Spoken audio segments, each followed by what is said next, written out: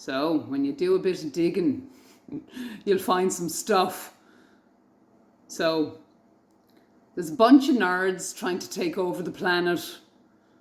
So they are, and they're using AI and their technologies and networks and industries to do so. And they've accumulated the world's wealth so they can afford everything they want. And people out there, you want to look at who you're supporting. Seriously. Wake up, like. So there's a trilogy going on here, as usual. There's always a trilogy, isn't there? So we have Palantir, Rivada and Anduril. And these are the companies that are trying to enslave the world right now into biodigital convergence, AI, digital wallets, Chinese social credit system style world. Your one world government. Although we've always been a one world government, haven't we? You dig deep enough. Again, it's another story. So we have Palantir Technologies, Rivada Networks and Anduril Industries. And at first glance, they look like separate companies in different industries, but when you zoom out, you start to see a pattern. So you have Palantir, it's the data brain. It's founded by Peter Thiel, the guy, you know, that Antichrist dude. And others. Palantir builds software that integrates massive amounts of data, connects systems across government and industry, helps analyze, predict and support decision making. So it basically takes in data from everywhere and turns it into intelligence. So, and then you have Rivada, and that's the networking layer. And that's led by Declan Ganley, our very own Irish businessman.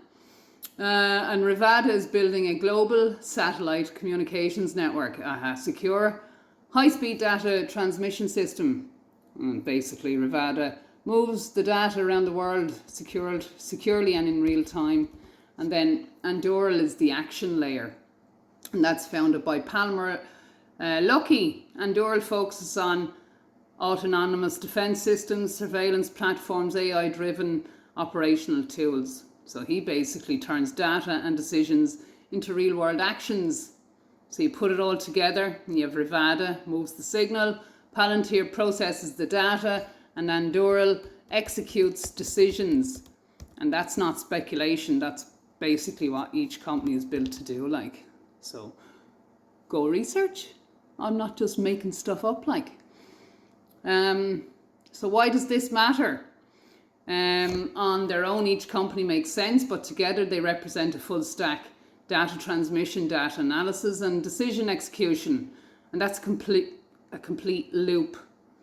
And that same type of structure is now being mirrored in government systems, digital identity frameworks, and AI-driven administrations. So the bigger picture, this isn't about one company, it's about the direction everything is moving in. Systems becoming interconnected, data becoming central, and decisions becoming automated. So, simple way to say it is, the future isn't just digital, it's systems talking to systems, making decisions and acting on them in real time. This is AI taking over. So this is where you go back to your constitutional rights, because I keep telling you, like, by 2030, they'll be gone. There'll be no human rights, there'll be no constitutional rights.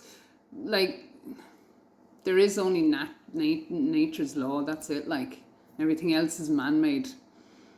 But in your constitution, there lies your sovereignty, and they're trying to take that away from you all.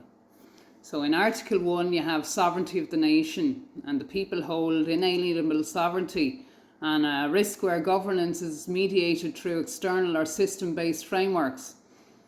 Article 6, power derived from the people. All powers of government derive from the people. A risk where decision-making makes shifts into automated systems or opaque processes. Then you have Article 40.3, personal rights. The state must respect, defend and vindicate personal rights. Risk where rights become conditional on digital identity or system access. Article 40.3, right to privacy. So recognised by the courts, including McGee, versus the Attorney General. Risk from large-scale data collection, integration and behavioural profiling.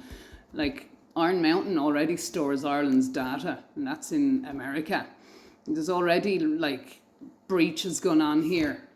So Article 40.1, equality before the law. All citizens must be treated equally. Where the digital systems, the risk is where the digital systems create unequal access or outcomes. Article 40.6.1, freedom of expression, right to freely express opinions. Risk where the access to platforms is controlled, monitored or identity linked.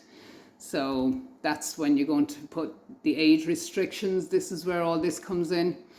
Article 38.1, due course of law, fair procedures, right to fair and transparent process. Risk where decisions are automated, non-transparent or difficult to challenge. Article 43, property rights. Like, there'll be no government, there'll be no people to answer to, there's just AI, like, you know? So all you politicians and all you barristers and judges, all you people building this, like, you're mentally redundant. That's all you are. So Article 43, property rights. Right to private ownership and use of property. Risk where access to economic systems becomes digitally controlled. Article 41, family rights. Family recognised as the primary unit of society. Risk where state data systems extend into private family life. Article 42, education rights. Parents have primary rights in education. Risk where access to education becomes digitally mediated or controlled.